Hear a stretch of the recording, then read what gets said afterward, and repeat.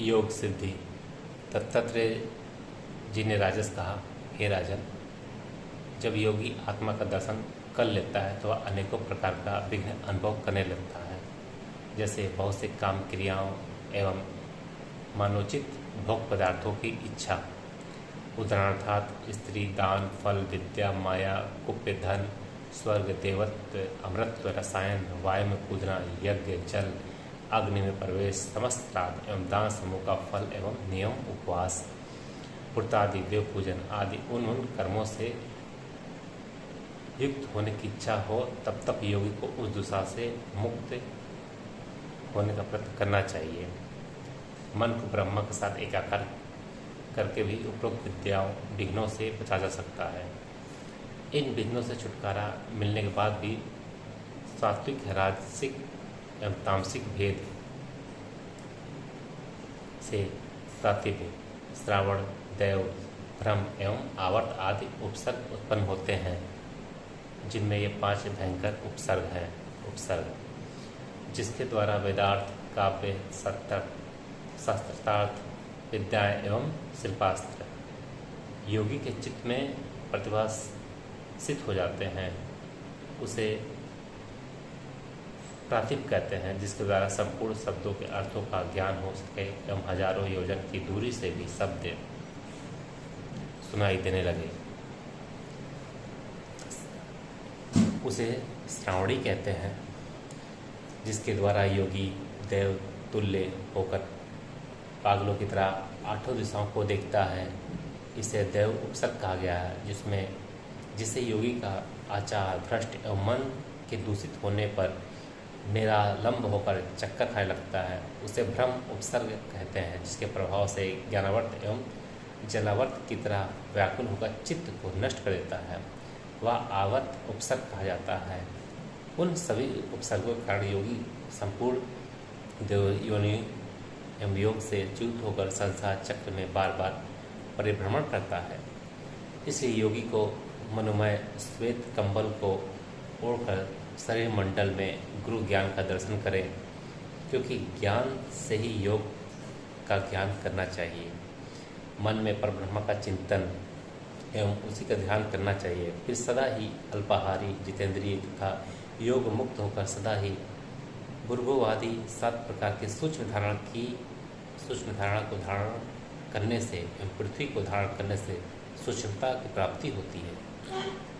इसी प्रकार जल में सूक्ष्म रस तथा उसी प्रकार तेज में रूप, वायु में स्पर्श और आकाश में सूक्ष्म प्रवृत्ति तथा शब्द की धारणा करके उनका परित्याग कर देना चाहिए। मन के द्वारा सभी भूतों को मन में प्रविष्ट कर मानसिक धारणा करने से सूक्ष्म मन उत्पन्न होता है। इसी प्रकार योग संपूर्ण प्राणियों को बुद्धि में प्रविष्ट होकर अत्युत्तम सूक्ष्म बुद्धि को प्राप्त करके उसे त्याग कर देता है। हे राजन, जो योगी इन 7 प्रकार के भाव को जानकर त्याग देता है, उसका पुनर्जन्म नहीं होता। इस प्रकार आत्मवान योगी पुरुष इन 7 प्रकार की धारणाओं की सूक्ष्मता बार बार देकर बार बार सिद्धियों को त्याग करके परम गति प्राप्त करता है एवं जिस ऐश्वर्य में आसक्त होता है, उस आसक्त को प्राप्त करता हुआ नष्ट हो जाता है।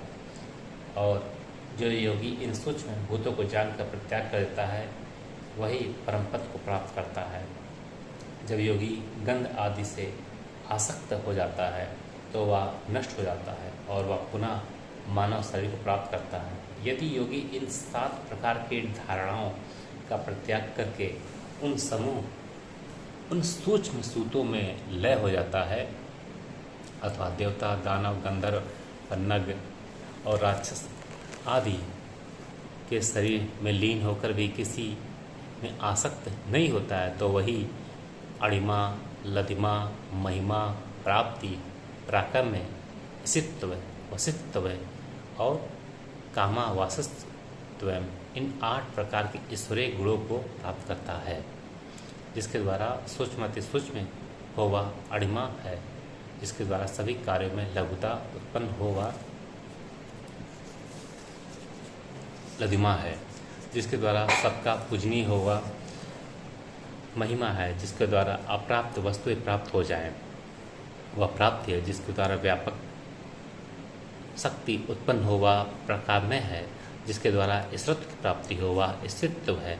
किसी को वश में करने का कारण वह वशित्व है, और जिसके द्वारा इच्छानुकूल स्थान पर जाया जा सके अथवा इच्छानुकूल कार्य को किया जा सके, वही कामावसायिता सिद्ध कहलाती है। अतः योगी इन 8 गुणों के कारण ही ईश्वरत्व को प्राप्त कर लेता है। ये सभी गुण मोक्ष प्राप्ति के सूचक हैं। इससे जन्म मरण के भवजाल से मुक्त होकर परम पद को प्राप्त करता है। योग रूपी अग्नि के द्वारा योगी राग देश आदि दोषों को जलाकर पर ब्रह्मा के साथ एकत्व को प्राप्त कर लेता है। जिस प्रकार एक अग्नि को दूसरी अग्नि में डालने पर दोनों में ही एक रूपता हो जाती है, पृथकता का बोध नहीं होता, ठीक उसी प्रकार दोष समूहों के नष्ट होने पर योगी पर ब्रह्मा के साथ एकाकार को प्राप्त कर जाता है। योगी एवं ब्रह्मा में पृथकता का भान नहीं होता, ठीक उसी प्रकार जिस प्रकार के जल में जल को डाल देने पर दोनों जल की पृथकता समाप्त होकर एक रूपता कायम हो जाती है।